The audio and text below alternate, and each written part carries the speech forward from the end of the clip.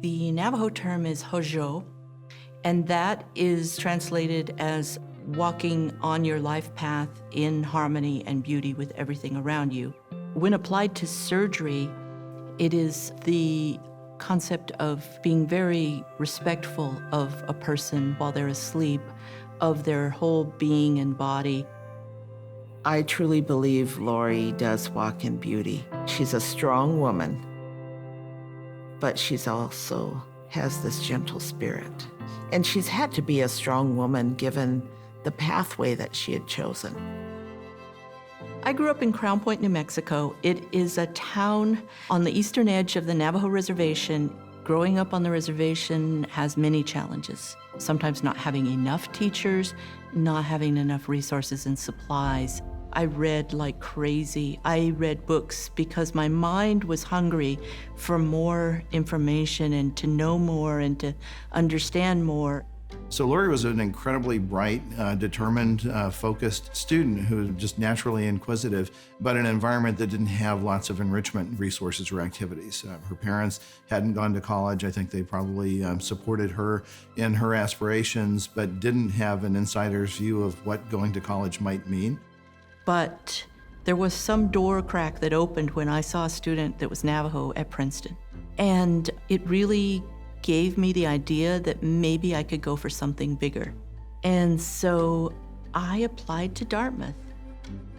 Lori headed off to college at the young age of 16 in the 1970s.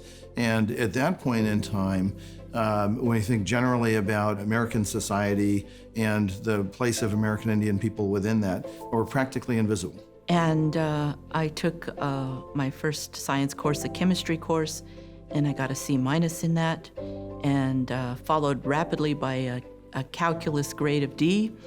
And I was so ashamed. I had never had a D in my entire life. I just said, I'm not smart enough to go into sciences. I had a full major in psychology and a modified major in sociology with Native American studies.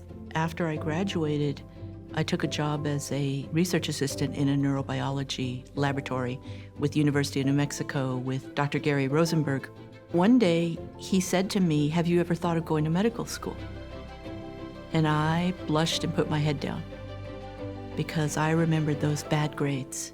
And I shook my head. And he said, "Well, maybe you should think about it." So I took a physics course on my lunch break, and it was very well taught, I must say. And I understood it. And I went back and told him, I'm quitting my job and I'm going to take all my pre-med courses and I'm going to apply to medical school. Stanford was my crucible. I came in rough and unfinished and probably a lot rougher than some of the other students because of my background. Stanford gave me the confidence. It was really a sense of knowing that you had been trained by the best. If you got through their program, then you knew that you could hold your own against anybody out there. I was chief resident when she was a junior resident, and I was a young attending when she was chief resident. And she faced a lot of obstacles. First, being a woman in surgery when it was still uncommon, if not almost unprecedented. Secondly, being a Native American. So when I went for my first real surgery rotation at Stanford, they were really impressed. And the more you can do in surgery, the more they let you do. As an intern, I was actually able to help one of the surgeons with a mitral valve repair, a cardiac surgeon, and that requires all kinds of sutures laid out actually like native beadwork. He let me tie some of them down and do some of it, and that was incredible. It takes a certain mindset to want to do surgery. You've got to have a great deal of commitment. You've got to have a great deal of self-confidence. Some people take that and push it into arrogance. And she never did that. So you always want to teach people to be better than you were. And boy, she's done that. I'm very proud of her. Lori is pretty revolutionary in being able to talk about her experience as a surgeon, reminding medical students and people who are in medical training and practitioners about the fact that they are not plumbers and electricians who work on human bodies, but they're healers. I was the first Navajo surgeon I wasn't the first Navajo woman surgeon, I was the first Navajo surgeon. When you are a surgeon, when you are a healer, in our culture, it is a important responsibility. And I find that the biggest thing I can do for non-Native patients is to let them understand that I care, that I'm committed to them, and that I'm deeply listening to them. They are the guides for the whole process. We also feel that making healing environments is very important, to make surroundings beautiful, to have calming environments. And I think in working through academic medicine at Dartmouth in Arizona and in Michigan, in speaking at different places around the country and working with the National Institutes of Health, I think Lori has been an ambassador and a change agent on behalf of Native people everywhere. When I learned I was nominated for Surgeon General, I gasped. I was astonished. I couldn't even imagine how that happened. If I had to ask, I would imagine that it would be adapting our medical environments to better care for Native patients, to honor their values and beliefs. At another level, to work as a mentor for many, many students that were Native, and to be a role model and to literally work to bring them to medicine.